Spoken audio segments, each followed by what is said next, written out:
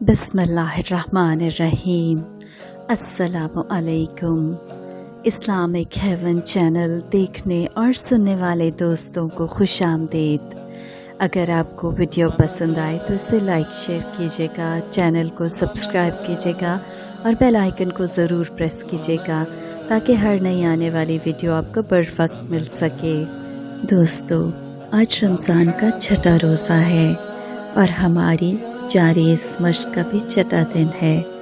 यकीन है कि आप इन रहमतों के साए में बहुत अच्छा रमज़ान गुजार रहे होंगे।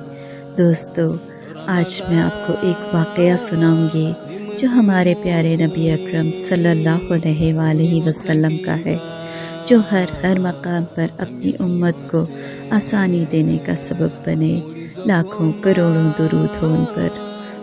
दोस्तों, आज मैं आपको एक ऐसा अमल बताऊंगी जो बहुत खूबसूरत है और करने में बहुत मुश्किल भी नहीं है, बहुत दर्जे का हामिल है।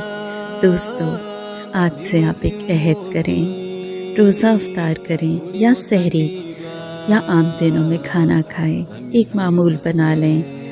अपने आधे या एक चौथाई खाने को पहले से अलग कर लें और बतौर सदका परिंदों या जानवरों को डाल दें, या अगर एक रोटी आपके सामने है तो उसमें से आधी या एक चौथाई सदका कर दें। छोटे छोटे टुकड़े करके चिड़ियों को या दूसरे जानवरों को डाल दें। इस तरह आपका खाना भी सवाब बन जाएगा, सदके का सवाब अलग मिलेगा और रोज़े के बुनियादी मकसद को भी हासिल कर लेंगे। आप इसे अपने बच्चों को भी सिखाएं।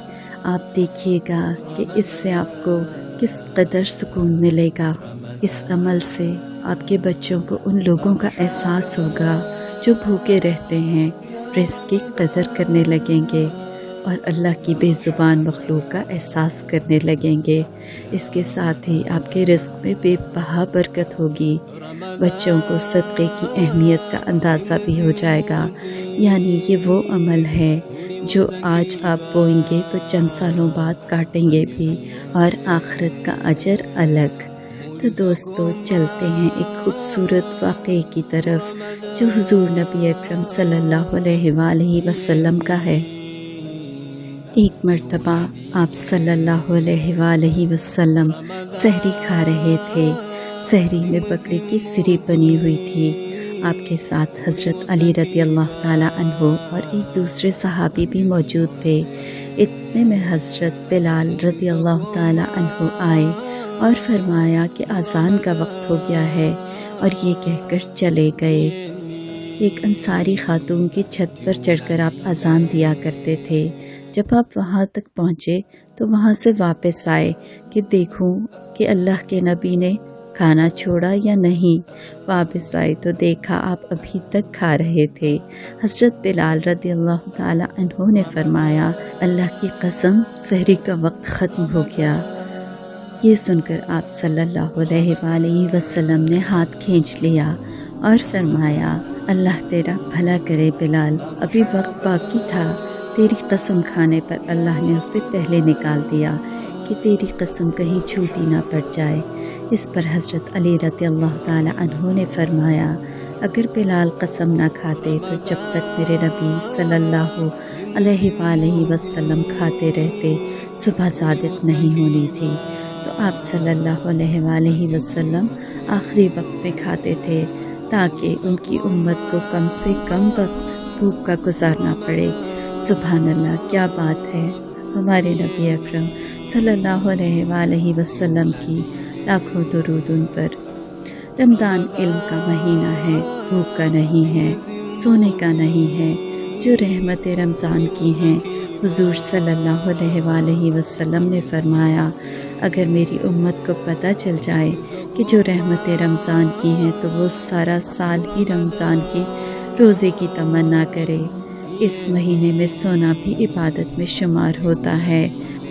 जानते हैं कि चारों आसमानी किताबें रमज़ान के महीने में नाजिल हुईं। हज़रत मूसा अलैहिस्सलाम पर तौरात 2 रमज़ान को उतरी।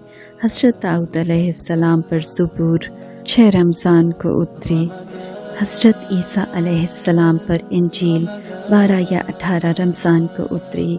نبی اکرم صلی اللہ علیہ وآلہ وسلم پر قرآن اترا لیلۃ القدر میں، اس لیے کہا جاتا ہے کہ یہ اللہ تعالیٰ کا پسندیدہ مہینہ ہے۔ رمضان کے معنی جل جانا ہے، اور اس ماہ میں گناہ جل جاتے ہیں۔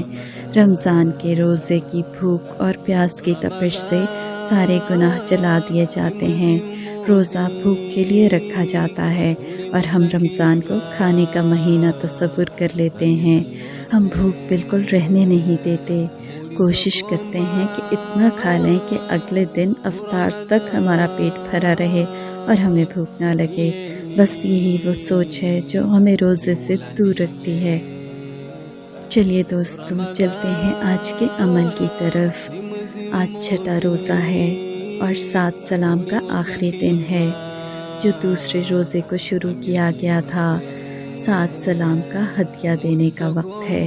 جی دوستو، ہم سب نے اس کا ہدیہ ادا کرنا ہے۔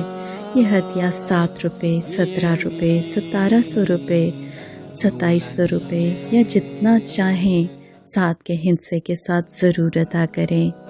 آج کا یہ عمل آپ کی پوری زندگی کے لیے ہے۔ آپ اسے نہ صرف رمضان میں پڑھ سکتے ہیں، بلکہ رمضان کے بعد بھی جب بھی کوئی مشکل آئے، کوئی تکلیف گزرے، آپ اس عمل کو دہرا سکتے ہیں۔ یہ ہمیشہ آپ کے لیے فائدے کا باعث بنتا ہے۔ آپ نے سورہ فاتحہ پڑھنی ہے، مگر ایاک نعبد و ایاک نستعین تک آپ نے پورا دن پڑھنی ہے اور بے شمار پڑھنی ہے، اور ہر وہ دعا جو آپ کے دل میں ہے، آپ کی پریشانی، ہر بیماری جو آپ کو درپیش ہے، آپ اس کے بارے میں سوچیں، چاہیں تو دوسرے دن بھی پڑھیں، اور افطار کے وقت پوری سورت پڑھ کر آپ کی جو بھی دعائیں ہوں، جتنی حاجتیں ہوں، آپ وہ اللہ تعالیٰ سے طلب کریں۔ آپ کا یہ عمل آپ کی دعاؤں پر اللہ تعالیٰ سے مہر لگوا لیتا ہے۔